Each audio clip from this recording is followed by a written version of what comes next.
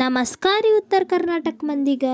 ನಾನು ನಿಮ್ಮ ರಾಣೆಬೆನ್ನೂರು ಅಡುಗೆ ಮಾಡ್ತಾ ಇದ್ದೆ ಮಿನಿ ವ್ಲಾಗ್. ಇಲ್ಲಿ ನೋಡ್ರಿ, ಈಗಿನ ಕಾಲೇಜಿಂದ ಬರೋ ಮುಂದೆ ಎಷ್ಟು ಮಳೆ ಇತ್ತು. ಆಲೆ ಸೂರ್ಯ ಬಂದ್ಬಿಟ್ಟಾನ. 5 ನಿಮಿಷಕ್ಕೆ ಸೂರ್ಯ ಬಂದ್ರೆ 5 ನಿಮಿಷಕ್ಕೆ ಮಳೆ ಬರ್ತೈತಿ. ಇವರಿಬ್ರು ಯಾವಾಗ ಬರ್ತಾರಂತನ ಗೊತ್ತಾಗಲ್ಲ. ನಾನೇನಯ್ಯ ತಪ್ಪು ಮಾಡಿದೆ? ನಾನು ಎಲ್ಲಿ ತಪ್ಪು ಮಾಡಿದೆ?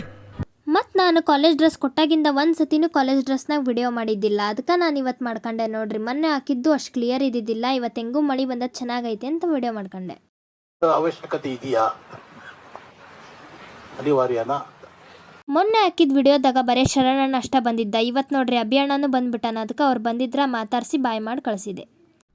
ಬಾಯ್ ಬಾಯ್, ಟಾಟಾ, ಗುಡ್ ಬಾಯ್.